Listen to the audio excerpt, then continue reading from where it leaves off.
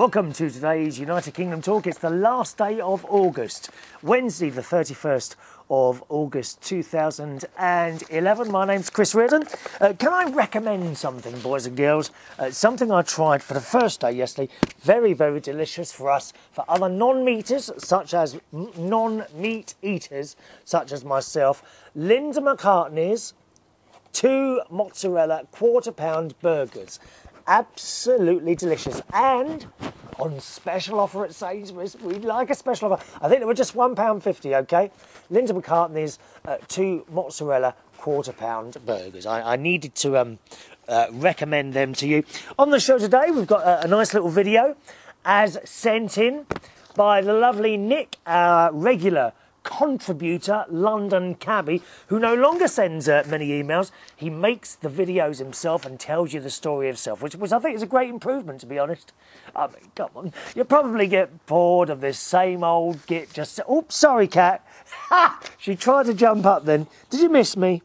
Did you miss me then? Probably fed up of this sad old lonely character, i.e. me, telling you the same stories all the time, when Nik will come on and tell you himself. I think it's something about a violin he's telling that, so that's at the end of the show today.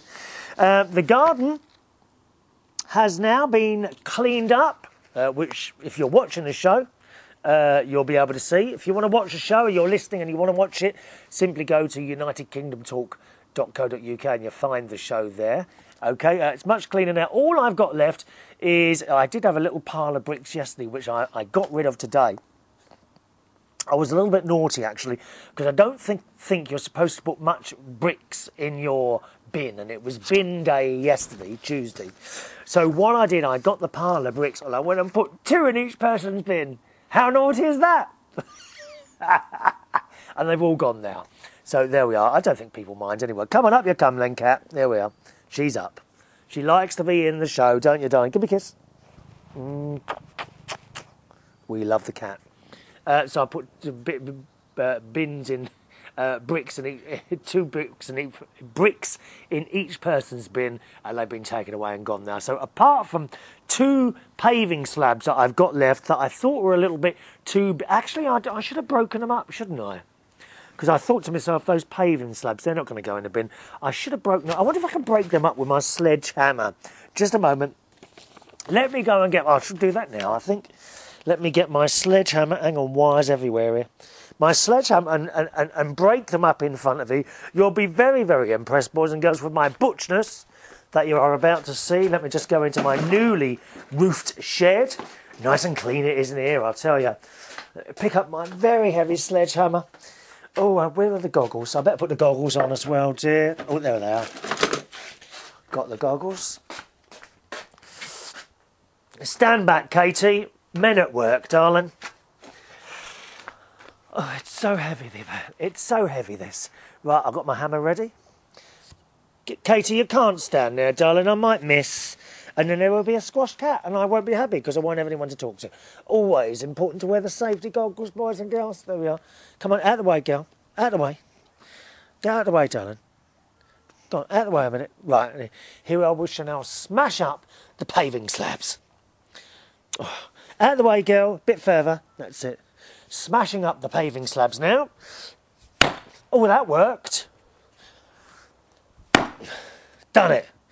2 smashes, look, in 4 pieces. I'll just do that one a bit more, that one. Oh, that's worn me out. Oh, God. Poor old sod I am, you know. There we are, smashed up paving slabs. Oh, so much easier to dispose of in people's bins. Preferably not my own. I don't want to fill my own one up. Good. We've done a bit of manual work as well today already, you see. What else have I got to tell you? Oh, yes, a couple of TV programmes I watched at the weekend. Dragons... I do like Dragon's Den. I think my favourite 2 characters on there have got to be the 2 ladies, Deborah Meaden, and I'm actually reading a book by her at the moment called Common Sense Rules, which I'm very much enjoying. I never got to the end of that Tony Blair one, I'm afraid. I got about halfway through it. and kind of get... I don't know if I've given up on that. I might read it a bit while I'm in Las Vegas on the plane going on holiday. But at the moment I'm reading Deborah Meadham, which I read a few pages. It's a nice, easy read, that is, while I'm in bed. She's one of the hosts of Dragon's Den. And I also like the woman Hillary.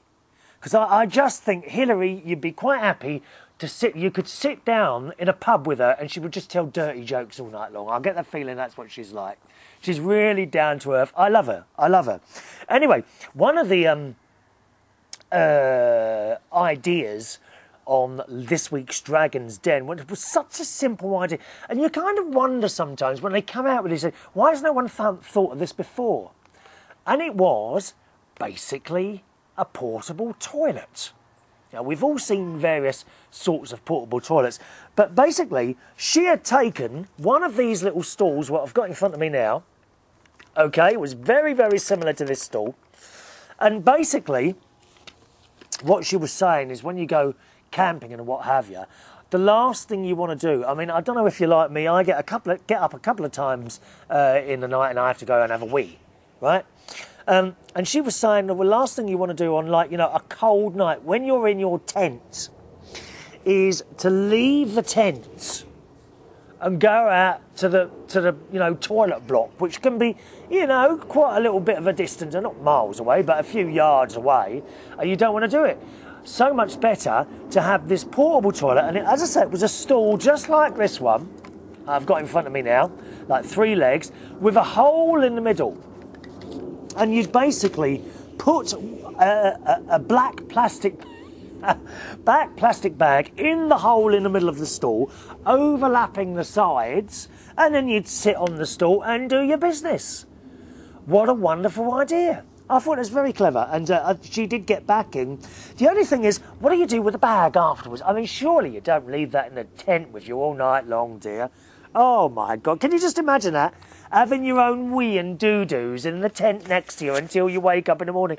Although some people would do that, you know. Oh, dreadful people, dear. Some people, dreadful, dreadful people. They'd sit there, they'd lay, they'd go back to sleep, and next to them there'd be a little bag of doo-doos, wouldn't there? How awful. Dreadful, dreadful people. So I watched that at the weekend, Dragon's Den. And also, Doctor Who was back on Saturday night, and it was a good episode. It was good. My favourite part were these little robot type things, and I would love to get some of these for my house. That if an intruder came into this particular place, or you know, if an intruder came into my house, a little robot would come out. Let me tell you, on the TV show, okay, they were, I think, on a spaceship, if I remember right. They were on some sort of spaceship, and they got in there. Who got in there? The doctor's assistants, that Amy Pond, who I can't stand. I wish they'd get rid of her. Amy Pond, what a dreadful character she... Oh, Cat, come on then if you're coming up, darling. Oh, she used her claws that time. That really hurt. Oh, they don't know, do they?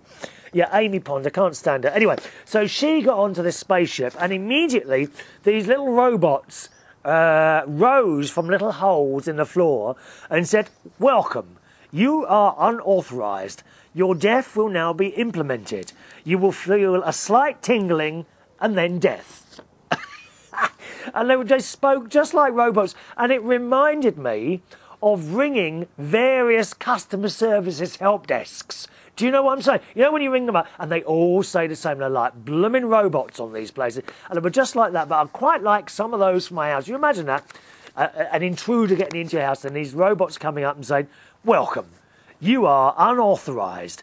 Your death will now be implemented. You will feel a slight tingling, then death." I love it. Love it. So we're going to have to look around for some of those robots. So highly recommended the new series of Doctor Who, because I haven't been very impressed with the new writings, certainly back in April. This one was a little bit better, I must say. All right, boys and girls, the email address to the show is chris@unitedkingdomtalk.co.uk, chris@unitedkingdomtalk.co.uk. That's it from the show today. I shall now show you the latest video from Nik the Cabbie. Enjoy.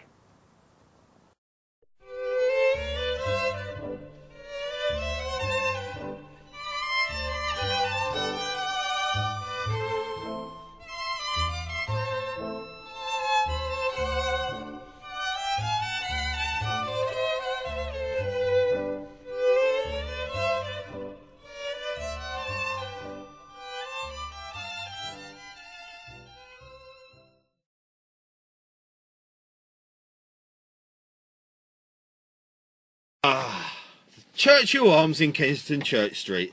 I've got to tell you, this is probably the prettiest pub in London at the moment. A real joy to drive past. But that's not why I've brought you to Kensington Church Street today. Now, I could tell you the story of the time that Betsy and I were victims of a rather vicious assault one wet and windy Sunday morning involving some random nutter who specialised in flying kicks and glancing blows, and moi ending up in a puddle about 4 foot deep. But I won't. A rather unpleasant experience, although I could put a rather amusing spin on it. I'll save it for another day. The reason that we're here is because I want to tell you the story about a violin and a fish. Now, in olden times, you know, there wasn't that much wildlife in London due to the pollution with all the coal fires and whatnot, but London's parks have always been a great haven for wildlife, and it wouldn't be unusual to actually see Mother Duck crossing the road in Kensington with her little ducklings behind her. So, little Miss Charlotte Wadham, a rather talented violinist of the day, was sauntering up Kensington Church Street on her way home when all of a sudden she received a terrific blow to the side of her head, which briefly knocked her unconscious. A young man came to her aid, and on picking her up noticed that she had fish scales on the side of her head and on the shoulder of her coat.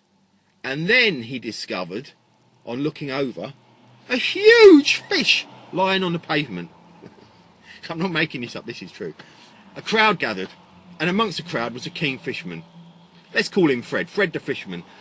And on examining the fish, he deduced that it was a British freshwater fish called a roach, totally inedible to the humans, but there you go. They quickly got Miss Charlotte Wadham into the neighbour's house, administered her a rather large portion of brandy to calm her nerves. She rather enjoyed it, apparently. Well, that's what it was reported in the local paper. It must be related to the lovely Fifi. I digress.